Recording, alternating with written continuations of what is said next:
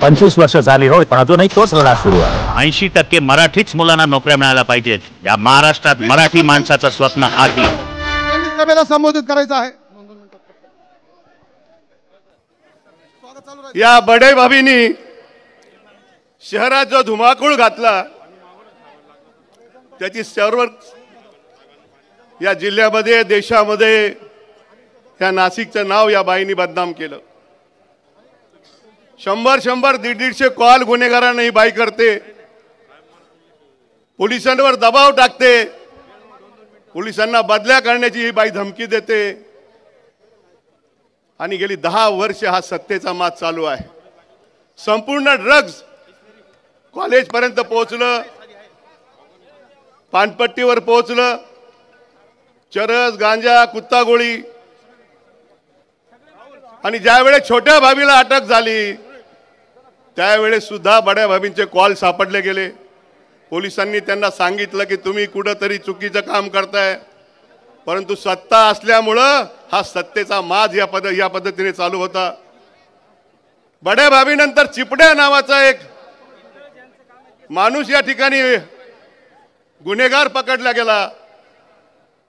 1.25 महिना तो जेलमध्ये होता आणि ऐन निवडणुकीच्या तोंडावर त्याचा जामीन या बाईंनी करून आणला. जामीन केल्यानंतर संपूर्ण कुटुंब घेऊन ही बाई त्याच्या घरी गेली, त्याचं स्वागत केलं. सर्वीकडे हे फोटो झळकले, तरी बड्या भाभीला लाज वाटत नाही. एवढे निर्दयीपणे ती त्या ठिकाणी काम करते. आणि म्हणून मुस्लिम समाज यांच्यामध्ये दरी निर्माण करण्याचं बाईंनी काम केलं. तिकडे ओबीसीच्या मेळाव्याला जाऊन बाई भाषण करते मराठ्यांच्या विरुद्ध, इकडे मराठा समाजाला जाऊन पाया पडते. या बाईंनी सगळे जातीपातीचं राजकारण केलं. कोयता गँग या ठिकाणी निर्माण केली गेली. आणि म्हणून तुम्हाला आम्हाला 20 तारखेला या बाईला गाडावं लागणार आहे आणि म्हणून तुमची साथ या ठिकाणी पाहिजे आहे. मी आपल्याला मतदारसंघाच्या विकासाबाबत निश्चितपणे सांगेल. कुंभमेळा येतोय, हे शहराचं नियोजन आपल्याला करावं लागणार आहे. हे शहर दत्तक घेऊन भकास केलेलं आहे आणि त्या दृष्टिकोनातून साहेबांच्या आणि तुमच्यामध्ये जास्त वेळ न घेता 20 तारखेला मशाल या निशाणी समोरचं बटन दाबून मला या मध्य नाशिकची सेवा करण्याची संधी आपण द्याल अशी आशा व्यक्त करतो. थांबतो. जय हिंद, जय महाराष्ट्र. धन्यवाद भाऊ.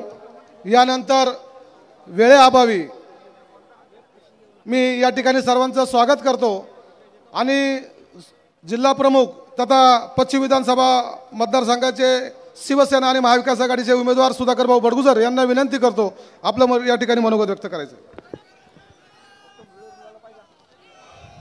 राजे छत्रपती शिवाजी महाराज, भारतीय घटनेचे थोर शिल्पकार आदरणीय बाबासाहेब आंबेडकर, आदरणीय हिंदू हृदय सम्राट बाळासाहेब ठाकरे यांना त्रिवार मानाचा मुजरा, आदरणीय उद्धव साहेब यांना मानाचा मुजरा, व्यासपीठावरील उपस्थित असलेले सर्व मान्यवर, खासदार राजाभाऊ वाजे, शोभाताई बच्छाव, बाबानाना घोलप, वसंतभाऊ गीते, अनिलजी कदम, अपूर्वभाऊ हिरे, डॉक्टर DL कराड, अण्णा पाटील, सर्वच व्यासपीठावरील मान्यवर साहेब, नाशिकमध्ये महाविकास आघाडीचे 15चे 15 उमेदवार निवडून आल्याशिवाय राहणार नाही.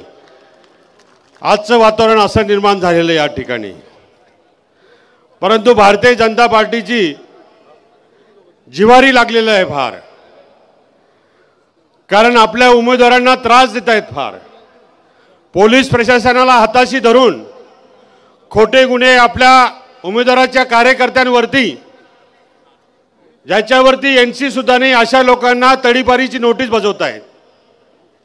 पोलीस प्रशासन एकतर्फी काम करत आहे आणि आपल्या महाविकास आघाडीच्या उमेदवारांना त्रास देण्याचा प्रयत्न करत आहेत. आज आपले BLA स्लिपा वाटत असताना त्या BLAला मारहाण केली आणि मारहाण करून पोलीस स्टेशनला ज्यावेळेस आम्ही सहकार्य मागायला गेलो त्यावेळेस सहकार्याची भूमिका त्या ठिकाणी पोलिसांची दिसली नाही.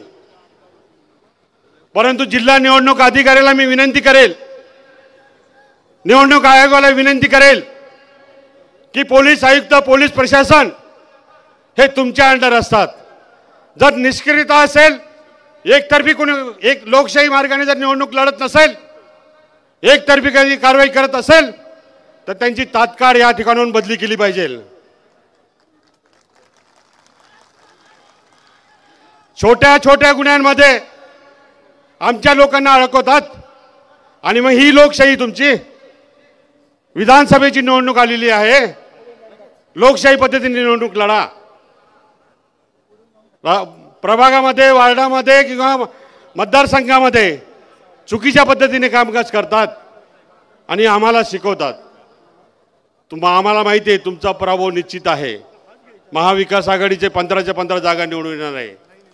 साहेब, मी ज्या मतदारसंघातून विधानसभा लढवतोय त्या मतदारसंघाची आमदार 10 वर्ष झालीत, पण विकासाची गंगा तर आलीच नाही.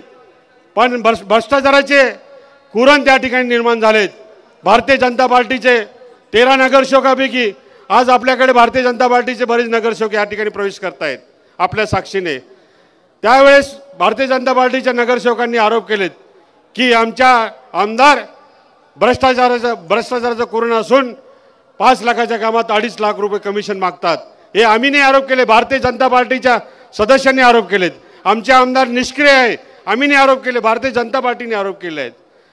या मतदारसंघामध्ये 28 कंपन्या आहेत, 2 MIDC आहेत, सातपूर आणि अंबड MIDC. इंडस्ट्रीची ग्रोथ करणं गरजेचं आहे, मेगा प्रोजेक्ट येणं गरजेचं आहे. 5 वर्षात 10 वर्षाच्या काळामध्ये मेगा प्रोजेक्ट या ठिकाणी आला नाही आणि बेरोजगारीचा प्रश्न हा वाढत चालला. या मतदारसंघामध्ये जर 28 कंपन्या असतील आणि ह्या मतदारसंघातील युवकांना जर बेरोजगारीचा सामना करावा लागत असेल तर हे चित्र काही बरोबर नाही. आपले महाविकास आघाडीची सरकार आल्यानंतर साहेब या नाशिककरांसाठी एक मेगा प्रोजेक्ट आपण द्यावाच लागेल आणि मला खात्री आहे आदरणीय उद्धव साहेबांचं प्रेम नाशिकवर खूप आहे आणि निश्चितपणाने एक मेगा प्रोजेक्ट दिल्याशिवाय ते राहणार नाही.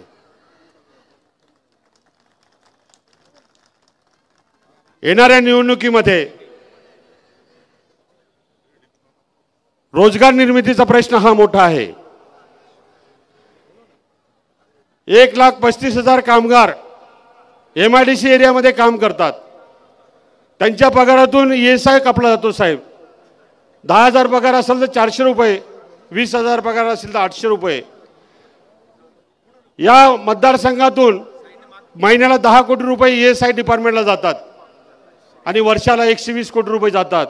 आणि ESI हॉस्पिटलची जर दुर्दशा बघितली तुम्ही, आमच्या कर्मचाऱ्यांना, आमच्या कामगारांना तिथं रुग्ण आणि वैद्यकीय सेवा त्या ठिकाणी मिळत नाही. ही दुर्दशा केलेली आहे. येणाऱ्या काळामध्ये निश्चितपणाने हे कामगारांचे प्रश्न आपल्याला सोडावे लागतील साहेब. आणि निश्चित मला खात्री आहे की महाविकास आघाडीची सत्ता आल्यानंतर आपण निश्चितपणाने हे प्रश्न सोडणार, माझ्या पाठीशी उभे राहणार. माझ्यावरती अनेक खोटे गुन्हे दाखल केलेत साहेब.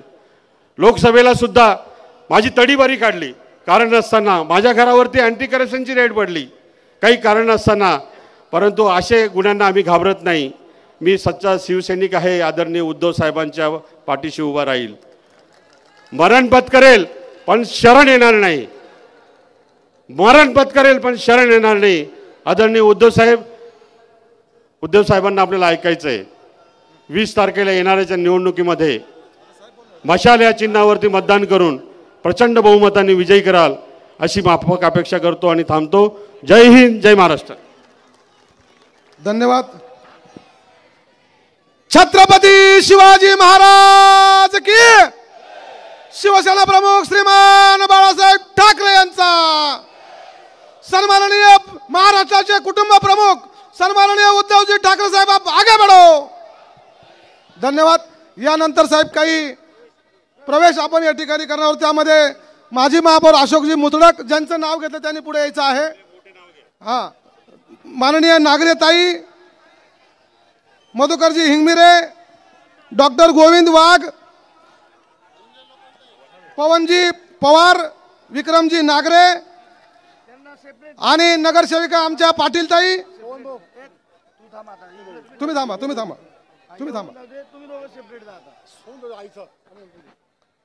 पाटील सन्माननीय पाटील ताई नगरसेविका धनंजयजी लोखंडे,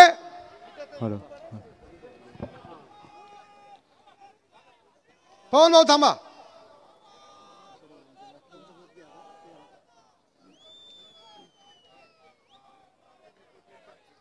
माननीय माजी आमदार अपूर्व हिरे,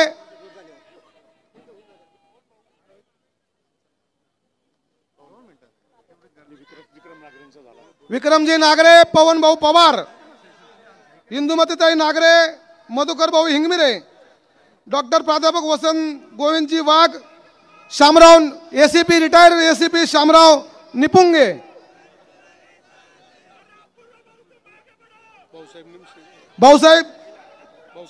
भाऊसाहेब निमसे मनसे उपाध्यक्ष सहकार आघाडी,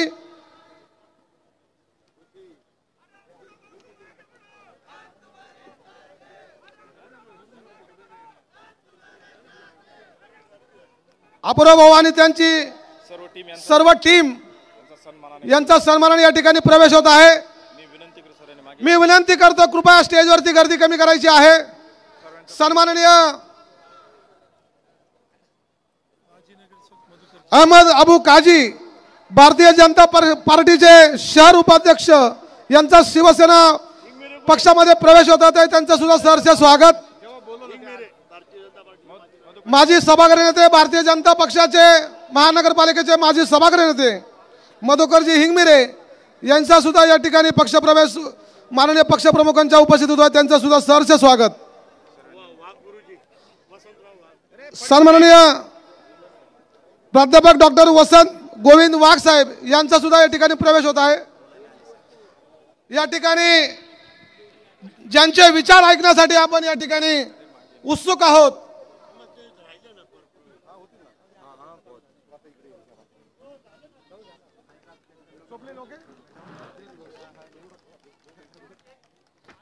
स्कार्फ द्या, स्कार्फ द्या, आला ना? हां ओके, इकडे द्या साहेब। सर्व स्टेजवरील मान्यवरांना विनंती आहे कृपया आपण आसनस्थ व्हायचं आहे। विक्रम भाऊ सहर्ष स्वागत या।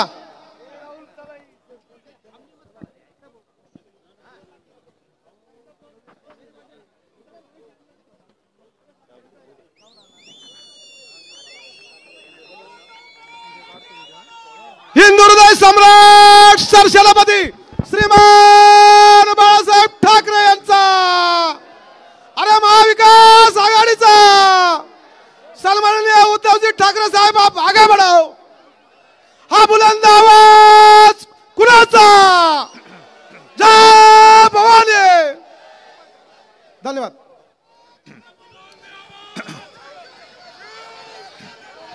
जमलेल्या माझ्या तमाम महाराष्ट्रप्रेमी बांधवांनो, भगिनींनो आणि मातांनो, या वर्षातली ही आपली तिसरी सभा आहे।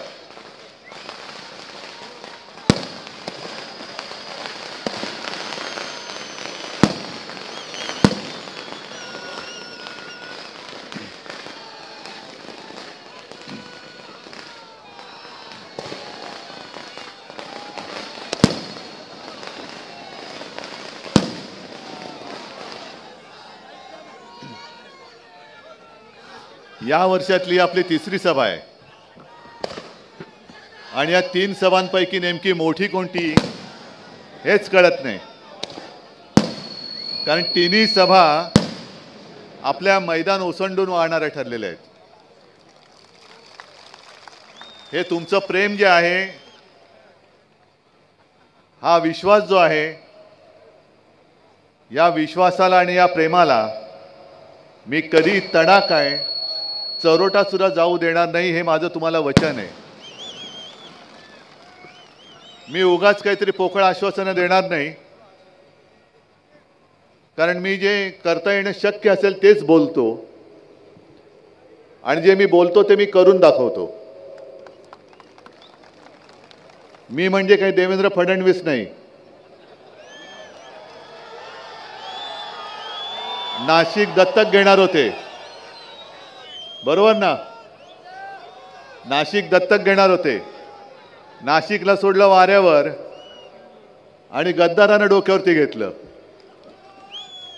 म्हणून मी अशाही काही भाकड आश्वासनं देत नाही, उगाच काहीतरी मी आणखीन काहीतरी करून दाखवेन नाही. साध्या साध्या ज्या गोष्टी आहेत पण तुमच्यासाठी ज्या आवश्यक आहेत त्या मात्र मी नक्की करून दाखवल्याशिवाय राहणार नाही, हे माझं तुम्हाला वचन आहे. रोज 4-4, 5-5 सभा होत आहेत. आत्ताची आपली 5वी सभा आहे माझी. उद्या पण असंच करणार आहे.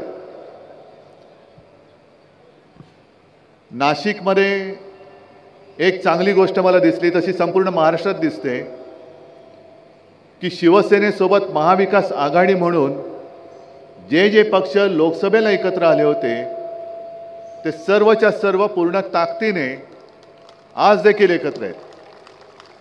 काँग्रेस तर आहेच, राष्ट्रवादी आहे, पण खास करून मी उल्लेख करेन आपल्या कराड साहेबांचा, कम्युनिस्ट. आणि कॉम्रेड साहेब, खरं त्यांची इच्छा होती निवडणूक लढवण्याची,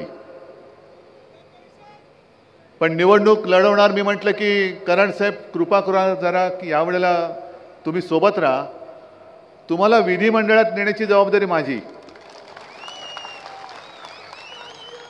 आणि त्याप्रमाणे त्यांनी एक क्षण पण लावला नाही.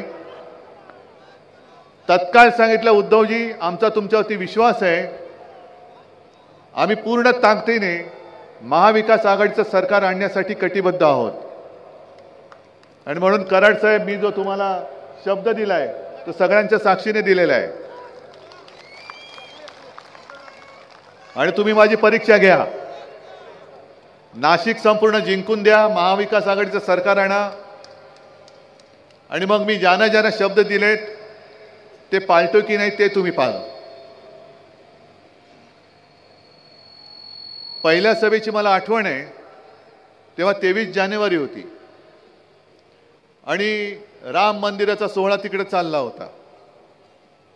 मला आता या निवडणुकीच्या काळामध्ये अमित शहा जे येत आहेत, नरेंद्र मोदी येत आहेत आणि मला आव्हान देत आहेत. अमित शहाना काय झाले, उद्धव बाबू, म्हटलं बोलो अमित शेठ. मला सांगितलं अब तक राम मंदिर में क्यों नहीं गए. म्हटलं वो राम मंदिर गल रहा है, वो गलने का थांबाओ, वो जब थांबेगा तो मैं जाएगा. तुमची गळकी गॅरंटी, सडकी गॅरंटी, या गॅरंटीला आता महाराष्ट्रामध्ये थारा नाही. आता महाराष्ट्रात मोदी गॅरंटी चालत नाही, महाराष्ट्रात चालते ती शिवसेना प्रमुखांची ठाकरे गॅरंटी चालते. पण वेडी वाकडी म्हणजे ज्याचा या विधानसभेशी संबंध नाही असे सगळे विषय फेकायचे की तुम्ही गांगरून जायचं आणि त्यांना मतदान करून टाकायचं.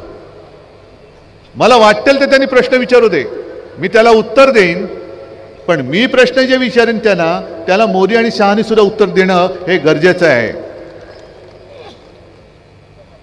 राम मंदिराचा विषय तुम्ही काढलात, ज्या वेळेला तुम्ही सगळा तो शो करत होतात, कोणी शंकराचार्य बरोबर नव्हते, तुम्हाला माहिती, मी बोललोय तेव्हा.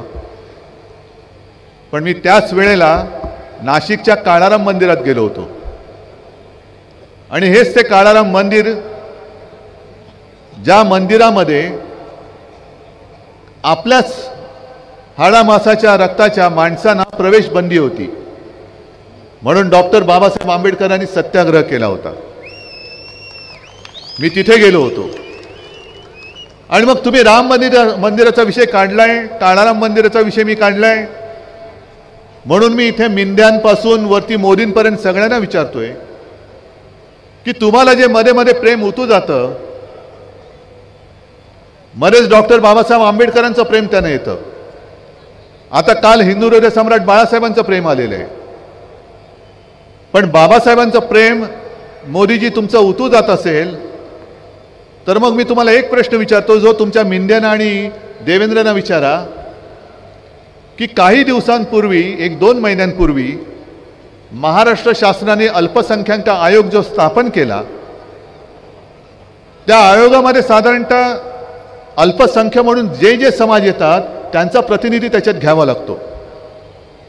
मग सगळे असतील, जैन आहेत, बौद्ध आहेत, ख्रिश्चन असतील, पारसी असतील, मुस्लिम आहेत. मग तुम्ही यादी काढा आणि त्या यादीमध्ये एक सुद्धा माझ्या डॉक्टर बाबासाहेब आंबेडकरांनी जो धर्म स्वीकारला बौद्ध समाज त्याचा एक सुद्धा प्रतिनिधी आयोगात का घेतला नाही याचं उत्तर द्या आणि मग तुम्ही आम्हाला बाबासाहेबांच्या प्रेमाबद्दल शिकवा. एक सुद्धा नाहीये. मग कशाला हे थोतांड करताय? काल तिकडे शिवाजी पार्कला आले. ही बघा ना गर्दी माझी. ही मी नेहमी सांगतो ही माझी वडिलोपार्जित संपत्ती आहे. काल शिवाजी पार्क अर्ध नाही अर्ध्याहून जास्त रिकामं होतं. अर्ध्याहून जास्त रिकामं. त्याच्या आधी कुठे गेले होते देव जाणे. कुठे कुठे फिरतायत आणि खुर्च्यांशी संवाद साधून जात आहेत पुढे. मग त्यांनी काल एक सांगितलं, माझं नाव नाही घेत हल्ली, घाबरतात वाटतं, कारण गेल्या वेळेला नकली संतान बोलेपर्यंत त्यांची मजल गेली होती. शिवसेनेला म्हणजे सर्व तुम्ही इथे जे जमलायत त्यांना नकली सेना बोलेपर्यंत त्यांची मजल गेली होती. मग महाराष्ट्राने जो लोकसभेत कचका दाखवला तेव्हापासून जरा शत्रुघ्न सिन्हाचा जो डायलॉग आहे ना, जबान को लगाम दो, तसं हल्ली माझं नाव नाही घेत. मग त्यांनी सांगितलं की शहजादा म्हणजे कोण, राहुल गांधी यांच्या तोंडून बाळासाहेबांचं कौतुक करून दाखवा. पहिलं म्हणजे मोदीजी, मी मागेही बोललो होतो, बाळासाहेब हे तुमच्या वर्गातले मित्र नव्हते. बाळासाहेब हे हिंदू हृदय सम्राट आहेत. त्याच्यामुळे तुम्ही पहिलं त्यांना हिंदू हृदय सम्राट बोलायला शिका. आणि आठवण द्यायची म्हटलं तर महाविकास आघाडीची जी सभा शिवाजी पार्कला झाली होती, मी स्वतः होतो. माझ्या समोर राहुलजींनी आपल्या शिवसेना प्रमुखांच्या स्मारकाला अभिवादन केलेलं आहे. आणि मग जसं बाबासाहेबांच्या प्रेमाचं थोतांड जे तुम्ही सांगतात, मी बोललो तसंच जर तुमचं प्रेम हिंदू हृदय सम्राटांवरती खरोखर असेल तर तुमच्या अमित शेटना विचारा की बाळासाहेबांच्या त्या खोलीमध्ये, जी आम्ही खोली मानत नाही, आमच्यासाठी पवित्र मंदिर आहे, त्या खोलीमध्ये त्यांनी जो मला दिलेला शब्द हा का मोडलात? जो शब्द तुम्ही मला दिला होता तो तुम्ही मोडलात. ज्या शिवसेना प्रमुखांनी तुम्हाला पाठिंबा दिला होता, अगदी कठीण काळामध्ये पाठिंबा दिला होता, ती शिवसेना तुम्ही संपवायला का निघालात? तुम्ही माझ्याशी का कसे वागलात ते आता लोकांना माहिती आहे, पण तरी क्षणभर धरून चाला की मी तुमच्याशी नालायकपणा केला असेल तर तुम्ही माझ्याशी वैर घ्यायला पाहिजे होतं. तुम्ही शिवसेना प्रमुखांची शिवसेना संपवायला निघालात. पक्ष चोरला, चिन्ह चोरला आणि त्या गद्दारांच्या प्रचाराला देशाचे पंतप्रधान येतात की देखो देखो कैसा गद्दार है, ऐसा गद्दार पुण्या दुनिया में नहीं है. एवढी लाजिरवाणी परिस्थिती देशाच्या राजकारणात आजपर्यंत कधी बघितली नव्हती आणि कोणी अनुभवली नव्हती.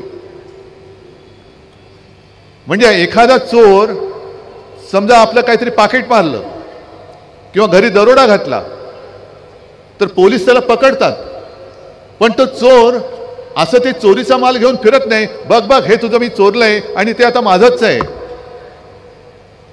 तसे हे सगळे गद्दार चोर. मी तर त्यांना जाहीर आव्हान देतोय, मिंदेना आव्हान देतोय की जर तुम्ही खरोखर मर्दाची औलाद असाल तर तुम्ही माझ्या वडिलांच्या ऐवजी स्वतःच्या वडिलांचा फोटो लावून मतं मागून दाखवा. मग कळेल स्ट्राईक रेट म्हणजे काय असतो तो. तुम्ही लोकांना संभ्रमात टाकताय. माझं चिन्ह चोरून निशाणी जुनी दाखवून जणू काही असा आभास आणताय की हीच खरी शिवसेना.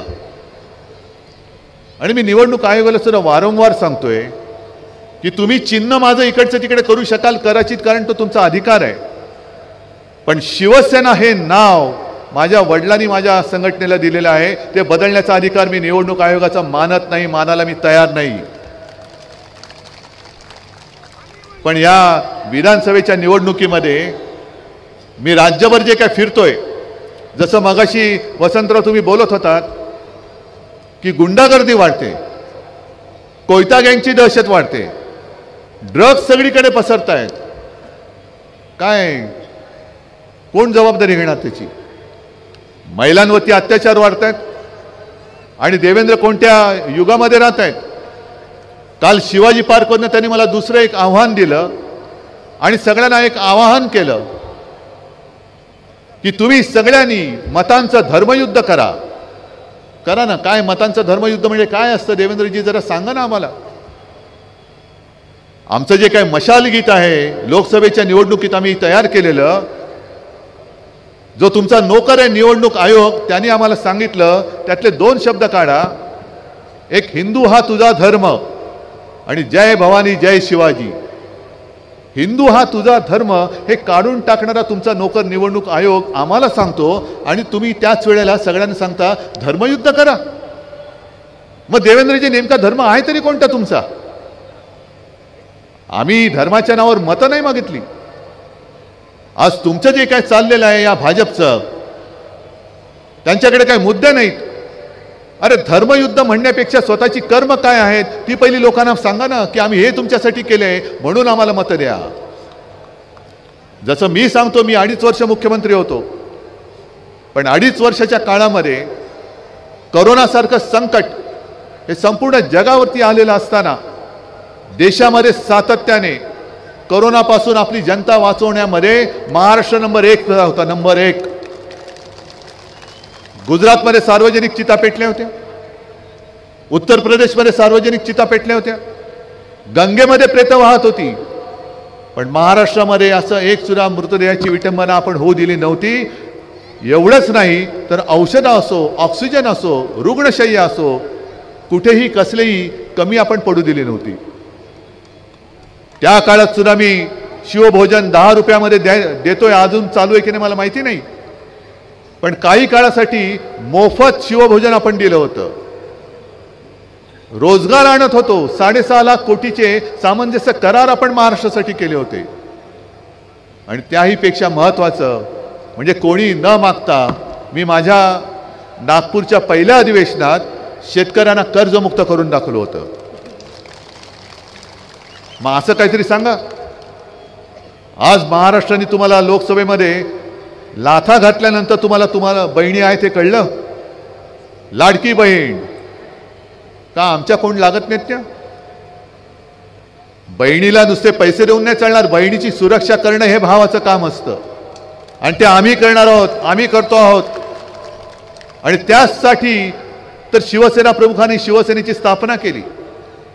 माझ्या आजोबांचं दसरा मेळाव्यातलं पहिलं भाषण हे आत्ता सुद्धा माझ्या फोनमध्ये आहे आणि त्याच्यात त्यांनी स्पष्ट म्हटलंय की तुमच्या देखत तुमच्या समोर जर आपल्या आया बहिणीची कोणी छेड काढली तर काढकन त्यांच्या कानाखाली आवाज निघाला पाहिजे.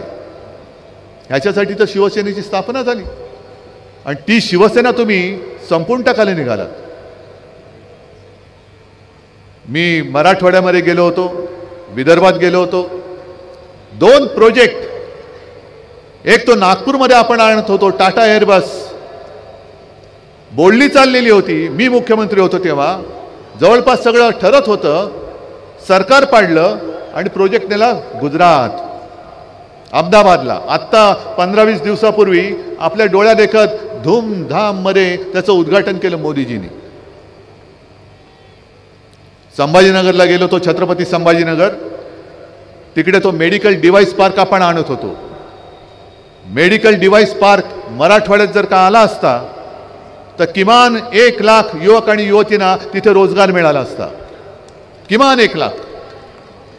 कुठे नेला? गुजरात. सगळं काही गुजरात गुजरात गुजरात. आमचं भांडण इकडे आहे. आम्ही गुजरातचे काही द्वेष्ट नाही आहोत. गुजराती लोकांशी आम्ही काय शत्रू म्हणून बघत नाही त्यांना, पण आमच्या हक्काचं जे काही आहे ते उचलून तुम्ही गुजरातला नेताय आणि परत बेशरमपणाने माझ्या महाराष्ट्राकडे मतं मागायला येत आहे. याला आमचा आक्षेप आहे.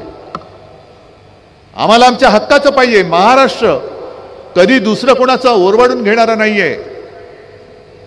तो स्वतःच्या हिमतीवरती, स्वतःच्या ताकदीवरती सदैव उभा राहणार आहे. आणि एवढंच नाही तर ज्या ज्या वेळेला देशावरती संकट येतं त्या त्या वेळेला महाराष्ट्र पहिलं छातीचा कोट करून देशाच्या रक्षणासाठी धावून जातो. आज आपण ज्या मैदानात जमलोय ते सुद्धा अनंत कान्हेरे मैदान. कोण होते अनंत कानेरे? काय वय होतं त्यांचं? कशासाठी फाशी गेले? काय केलं त्यांनी? काय माहिती होतं त्यांना की आपण ज्या कारणासाठी फाशी जातोय, ज्या देशासाठी फाशी जातोय, तो देश या अशा नतद्रष्टांच्या हातामध्ये जाणार आहे. तेव्हा त्यांनी हे नाही बघितलं की माझ्या महाराष्ट्रासाठी मी काम करीन, नाही, त्यांनी संपूर्ण देशाचा विचार केला.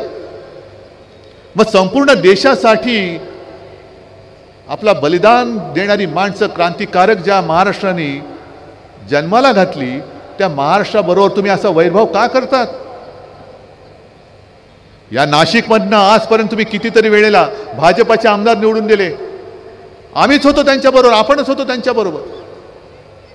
2019ला आपणच, म्हणजे मी तेव्हाही आलो असेल इकडे युतीचा प्रचार करायला. पण त्याच्यानंतर आत्ताची जी काही परिस्थिती आलेली आहे ही बघितली आणि त्यांची जी नीती आहे, वापरा आणि फेका. मी इथे आलेले, तुम्ही तर आपल्या महाविकास आघाडीचे आणि शिवसेनेचे कट्टर शिवसैनिक आहातच. तुम्ही या आपल्या सगळ्या उमेदवारांना निवडून देणारच.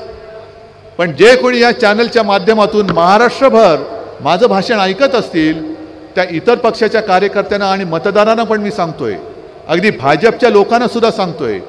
आज बघा ना केवढी गर्दी व्यासपीठावरती उसळली शिवसेनेत प्रवेश करायला. मी त्या सगळ्यांना सांगतोय की तुम्ही असाल भारतीय जनता पक्षाचे, तुम्ही असाल कोणत्या मिंद्याचे तर कोणी असूच शकत नाही, अजित पवारांचे असाल, आणखीन कोणी असाल, पण कृपा करून आपला महाराष्ट्र हा गुजरातच्या चरणी जे व्हायला निघालेत त्यांना मत देऊ नका, हे मी जाहीर आवाहन आज तुमच्या माध्यमातून आणि या चॅनलच्या माध्यमातून करतो. ही एक प्रकारे महाराष्ट्राची गद्दारी होईल. जे महाराष्ट्र खतम करायला निघालेत, महाराष्ट्र लुटतायत, त्या महाराष्ट्रद्रोह्यांच्या हातामध्ये किंवा महाराष्ट्रद्रोह्यांना मत देणं म्हणजे ही आपल्या महाराष्ट्राशी केलेली गद्दारी ठरेल. मी माझ्यासाठी लढत नाहीये. अनेक जण विचारतात मला की उद्धवजी तुमच्या अस्तित्वाची लढाई आहे का? म्हटलं माझं अस्तित्व हे ठरवणार आहेत, मोदी शहा नाही. हे जोपर्यंत माझ्यासोबत आहे तोपर्यंत माझं आयुष्य आहे. हे ज्या क्षणी माझ्या डोक्यावरचा हात काढतील त्या क्षणी उद्धव ठाकरे संपेल. पण जोपर्यंत माझ्या अंगामध्ये श्वास आहे, प्राण आहे, तोपर्यंत मी माझा महाराष्ट्र लुटायला देणार नाही. महाराष्ट्राचा घात जो करेल त्याला प्रतिकार करणार म्हणजे करणारच. संपूर्ण महाराष्ट्र आज त्रासलेला आहे, ग्रासलेला आहे अनेक ठिकाणी. म्हणजे मी गेल्या वेळेला पण आलो होतो, लोकसभेची निवडणूक झाली, मोदींची सभा झाली होती. आज सुद्धा ते चित्र माझ्या डोळ्यासमोरून हलत नाहीये.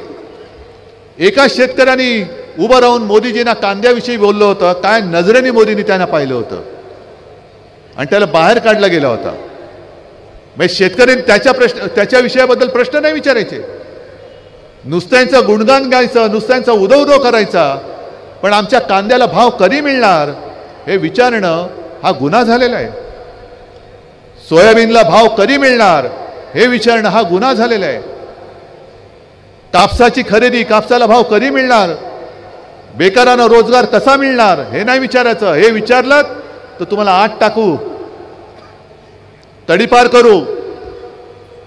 जसं तुम्ही माझ्या कार्यकर्त्यांना तडीपार करता आहात, खोट्या केसेस टाकता आहात, आमच्या बडगुजरला तुम्ही त्रास देताय, त्यांच्या मुलाला तुम्ही छळता आहात, सगळी माझ्या शिवसैनिकाची कुटुंब, कशाला माझ्या कुटुंबाला बदनाम करता आहात. आम्ही माणुसकी पाळणारी लोक आहोत, आम्ही शंड नाही आहोत.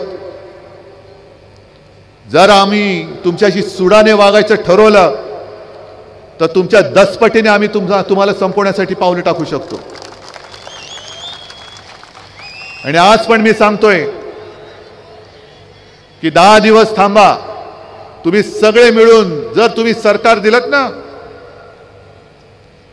तर यांच्यावरती जसं आमच्यावरती नसलेल्या केसेस टाकतायत तशा यांची पापं खोदून काढून यांना तुरुंगात टाकून दाखवल्याशिवाय राहणार नाही. आणि मी पोलिसांना सुद्धा सांगतोय की तुम्ही भाजप आणि मिंद्याचे नोकर नाहीत, तुम्ही जनतेचे नोकर किंवा सेवक आहात. तुम्ही तुमच्या वर्दीचा अपमान होईल असं वागू नका. सरकार येत असतं, सरकार जात असतं.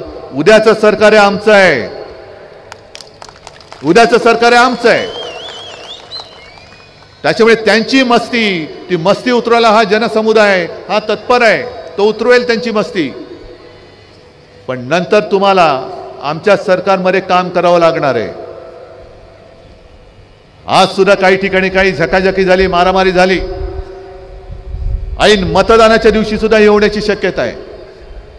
कारण माझ्या कानावर जे आलंय ते म्हणजे असं आहे की मतदानाच्या दिवशी जिथून शिवसेनेचे मतदार उतरणार आहेत तिकडचं मतदान स्लो करा, तिथे मतदान जास्त होऊ देऊ नका, अशा सूचना आतापासून जायला लागलेल्या आहेत.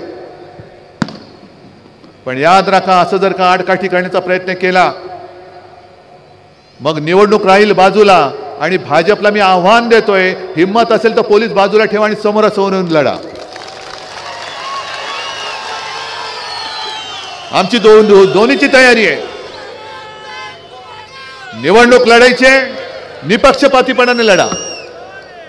तुमचा ईव्हीएमचा घोटाळा त्याच्यात करू नका, आमच्या मतदारांना अडवू नका. आणि मग निपक्षपातीपणाने निवडणूक झाल्यानंतर जो जनता कौल देईल तो आम्हाला मान्य आहे. जर जनतेने आम्हाला सांगितलं घरी बसा, आम्ही घरी बसायला तयार आहोत. आणि तुम्हाला सांगितलं घरी बसा, तुम्हाला घरी बसावं लागेल. आणि मैदानात लढायचं असेल तर शिवसेना प्रमुखांचे शिवसैनिक हे आज सुद्धा तयार आहेत. पण तुम्ही तुमचं मग ED, income tax, CBI, police हे मध्ये आणू नका. त्यांना कॉमेंट्रेटर म्हणून तिकडे बाहेर ठेवा आणि करा या मैदानामध्ये. बघतो तुम्हाला. आमच्या लोकांना धाक दाखवताय, आमच्या लोकांना पैसे देऊन फोडताय. पण जे जे गद्दार म्हणून तिकडे गेलेले आहेत त्या गद्दारांना सांगतोय, अरे गद्दारांनो तुम्ही गेलात, आमच्यावरती उपकार केले. कारण आता अनेक नवीन तरुण हे तुमची जागा घेऊन तयार झालेले आहेत लढाईला. आणि मी बऱ्याच वेळेला जे बोलतो की झाडावरची जुनी सडलेली पानं ही झडलीच पाहिजेत. ती झडल्यानंतर पुन्हा नवीन कोंब उगवतात. तसं आज माझ्या शिवसेनेला ठिकठिकाणी कानाकोपऱ्यात नवीन कोंब उगवलेले आहेत. जुनी पानं सडून गेलेत, जी सडलेत ती झडून गेलेत. आणि झडलेली पानं ही जर का आम्ही पुन्हा चिकटवत बसलो तर मग ते झाड कधीच बहरणार नाही. हे बघा ना कसं बहरून आले. हे खरं शिवसेनेचं काम आहे. हे शिवसेना प्रमुखांची पुण्याई माझ्या मागे उभी आहे. मोदीजी तुमच्या लक्षात नाही येणार. काल ते जे बोलले की शिवसेनेचा रिमोट कंट्रोल काँग्रेसच्या हातात दिलेला आहे. अहो तुम्हाला तो रिमोट कंट्रोल हातात घ्यायचा होता. आणि 25-30 वर्ष आम्ही तुमच्या सोबत होतो. आमचा रिमोट कंट्रोल तुमच्या हातात नाही गेला तर मी काय तो काँग्रेसच्या हातामध्ये द्यायला काय वेडा आहे की काय? काँग्रेस आणि आम्ही सोबत जरूर आहोत, जसं तुम्ही आम्ही होतो.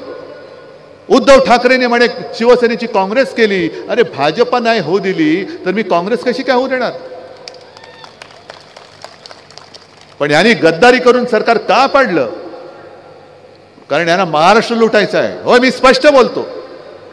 हा आरोप नाही, ही सत्य परिस्थिती आहे. कारण जर का तुम्ही बघितलं, बऱ्याच सभेमध्ये मी बोललेलो आहे, जर विधिमंडळाकडे आपण पाहिलं, महाराष्ट्र शासन म्हणून पाहिलं, तर जो गद्दार डोक्यावरती तुम्ही बसवलात मुख्यमंत्री म्हणून तो ओरिजिनल शिवसेना पक्षाचा. दोन्ही सभागृहाचे अध्यक्ष आणि सभापती जे आहेत हे सुद्धा माझ्या शिवसेनेचे. दोन्ही सभागृहाचे विरोधी पक्ष नेते आहेत. एक विजय वडेट्टीवार हा सुद्धा पूर्वाश्रमीचा शिवसैनिक आणि अंबादास दानवे तर आत्ताचा शिवसैनिक. अर्ध्याहून अधिक मंत्री हे शिवसेनेचे आहेत. मग तुम्हाला सगळे शिवसेनेचं तिकडे चालतंय पण उद्धव ठाकरे चालत नाही. कारण उद्धव बाळासाहेब ठाकरे तुम्हाला महाराष्ट्र लुटू देत नव्हता आणि देणार नाही हे तुम्हाला माहिती होतं. म्हणूनच तुम्ही तुमचे बूट चाटणारे गद्दार तुमच्याकडे घेतले आणि महाराष्ट्र लुटायचा कार्यक्रम चालू ठेवलाय. आपण जे काय करतो आहोत, मी कालच्या संभाजीनगरच्या सभेत सुद्धा सांगितलं की स्वतः शिवसेना प्रमुखांना शाळेची फी भरायला पैसे नव्हते म्हणून 7वी मध्ये शिक्षण सोडायला लागलेलं. माझ्या आजोबांना म्हणजे प्रबोधनकारांना सुद्धा साधारणतः 6वी 7वी मध्येच शिक्षण सोडायला लागलेलं, कारण पैसेच नव्हते घरामध्ये. आता सुद्धा अनेक शेतकरी असे आहेत, अनेक गोरगरीब असे आहेत की त्यांना मुलांना शिकवायचंय, मुलांना शिकायचंय. वयोमानाप्रमाणे आता ते शिकू शकत नाहीत, पण त्यांच्या मुलांना त्यांना शिकवायचंय. पण एक तर शेतकऱ्याच्या डोक्यावरती कर्ज आहे, घर चालण्याची पंचायत आहे, घरी घर खर्चाला पैसे येत नाहीत, मग मुलांना शिकवायचं कसं? आणि म्हणून जे मी ठरवलेलं की आपलं सरकार आल्यानंतर जसं मुलींना मोफत शिक्षण दिलं जातंय तसं माझ्या महाराष्ट्रात जन्मलेल्या प्रत्येक मुलाला मी मोफत शिक्षण दिल्याशिवाय राहणार नाही. मग नाव कशाला घ्यायचं? महात्मा फुलेंचं नाव घ्यायचं कशाला? त्यावेळेला जर का महात्मा ज्योतिराव फुले आणि सावित्रीबाई यांनी पुढाकार घेतला नसता तर मुली शिकूच शकल्या नसत्या. त्यावेळेला मुलींना शिकवणं, मुली शिकणं म्हणजे जणू काय मोठा गुन्हा होतोय. मग तो जो काय काळ होता किती वर्षांपूर्वीचा, तेव्हा हे धाडस आमच्या महात्मा ज्योतिराव फुलेंनी केलं, सावित्रीबाई फुलेंनी केलं. त्या प्रसंगी त्यांनी धोंडमार सहन केली, शेणमार सहन केली, पण हटले नाहीत. ते हटले नाहीत. आणि त्यांनी ते ज्या वेळेला केलं त्यावेळेला केलं म्हणून आणि म्हणूनच आज आपल्या देशाला महिला राष्ट्रपती आहेत. नाहीतर मुली काय, महिला काय घराच्या बाहेरच पडू शकला नसतं. मग हातामध्ये कोणतीही सत्ता नसताना या दाम्पत्याने एवढं मोठं काम, क्रांती करून दाखवली. मग हातात सत्ता आल्यानंतर मी माझ्या महाराष्ट्रातल्या मुलांना मोफत शिक्षण देऊ शकणार नाही? द्यायलाच पाहिजे, कारण महाराष्ट्राची एक संस्कृती आहे. कोणतंही क्षेत्र जर का बघितलं चांगलं तर महाराष्ट्र कोणत्याही क्षेत्रामध्ये पाठी नाही आहे. मग ते क्रांतिकारकांचं क्षेत्र घ्या, सगळ्यात जास्त क्रांतिकारक हे महाराष्ट्राने दिलेत, साधुसंत महाराष्ट्राने दिलेत, समाज सुधारक महाराष्ट्राने दिलेत, कुठलंही घ्या. पण आज जो महाराष्ट्र आहे, हा महाराष्ट्र हा सगळा गुंड, दरोडेखोर, भ्रष्टाचारी, हे सगळे नशेबाज याच्यामध्ये पुढे चाललेलं आहे. भ्रष्टाचारात पुढे चाललं आहे, अंमली पदार्थात पुढे चाललेलं आहे. ही ओळख आपली महाराष्ट्राची ही आपल्याला मंजूर आहे? हे नाशिक म्हणजे कुसुमाग्रजांचं गाव. त्यांना काय वाटत असेल की अरे काय माझा महाराष्ट्र, काय मी यांना देऊन गेलो आणि कसा हा महाराष्ट्र चाललेला आहे. ही महाराष्ट्राची ओळख बदलणारी ही निवडणूक आहे. जर तुम्हाला ज्या दिशेने महाराष्ट्र चाललेला आहे ते मंजूर असेल तर अवश्य जा. पण समोर अंधार आहे आणि अंधार दूर करायचा असेल तर शिवसेनेची मशाल हातामध्ये घ्या. मी हा वचननामा इकडे, हा तुम्हाला वाटेल की हा एवढूसा वचननामा काय, पण ह्याच्यामध्ये 10 महत्त्वाच्या गोष्टी दिलेल्या आहेत. आणि त्या महत्त्वाच्या गोष्टीमध्ये जसं घर चालवायला हल्ली कठीण झाले, महागाई वाढत चालले, ज्याप्रमाणे जसं बबनराव तेव्हा तुम्ही मंत्री होतात, 95 साली 5 जीवनावश्यक वस्तूंचे भाव आपण स्थिर ठेवून दाखवले होते. आपलं सरकार आल्यानंतर पुन्हा 5 जीवनावश्यक वस्तूंचे भाव शेतकऱ्याचं नुकसान होऊ न देता मी स्थिर ठेवून दाखवल्याशिवाय राहणार नाही. माझ्या माता भगिनींना 3000 रुपये तर देणारच आहोत, पण त्याचबरोबर त्यांना सुरक्षा सुद्धा देणार आहोत. अशा अंगणवाडी सेविकांचं मानधन वाढवणार आहोत. सरकारी कर्मचाऱ्यांना जुनी पेन्शन योजना लागू करणार आहोत. 25 लाखापर्यंत कॅशलेस मेडिकल सेवा आपण उपलब्ध करून देणार आहोत. अशा अनेक गोष्टी आपल्याला करायच्या आहेत. तुमचा विश्वास कोणावर आहे? कारण सगळेच बोलतात मी हे करणार, मी ते करणार. तुमचा विश्वास कोणावर आहे? मोदी गॅरंटीवरती आहे का उद्धव बाळासाहेब ठाकरे गॅरंटीवरती आहे? मी या वचननाम्याचं जे कव्हर केलेलं आहे, स्वावलंबी महाराष्ट्र, सर्वोत्तम महाराष्ट्र, माझा महाराष्ट्र हा परावलंबी मी होऊ देणार नाही. गुजरातच्या चरणी तो झुकू देणार नाही. मोदी शहांच्या हातामध्ये तर मी जाऊच देणार नाही. माझा महाराष्ट्र हा स्वावलंबी आणि सर्वोत्तम महाराष्ट्र असेल. आणि म्हणून मी माझ्या वचननाम्याचं शीर्षक ठेवलंय, ते तुम्हाला पटते की नाही ते बघा. कुटुंब प्रमुखाचा वचननामा मंजूर आहे? कारण तुम्ही जे मला एक आदराचं स्थान दिले, प्रेमाचं स्थान दिले. अरे मुख्यमंत्री होतात आणि जातात, पण हे भाग्य फार थोड्यांच्या नशिबी येतं ज्याला कोणीतरी आपल्या कुटुंबातील एक मानतं. हे भाग्य मला लाभलं, हे आशीर्वाद तुमचे मला लाभले.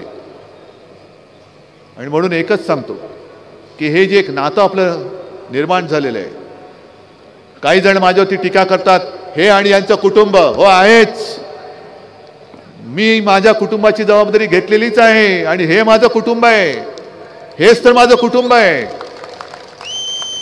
जसं कोरोनाच्या काळामध्ये माझे कुटुंब माझी जबाबदारी म्हणून मी पुढे आलो होतो आणि तुम्ही सगळं माझं ऐकत होतात, मग हेच तर माझं कुटुंब आहे. मी कोरोनाच्या काळात सुद्धा जबाबदारी घेतली होती, आज पण घेतले आणि उद्या पण घेणार आहे. पण कुटुंबाचं म्हटल्यानंतर जे मी तेव्हा तुम्हाला सांगत होतो कोरोनाच्या काळात, ते सगळं तुम्ही ऐकलं.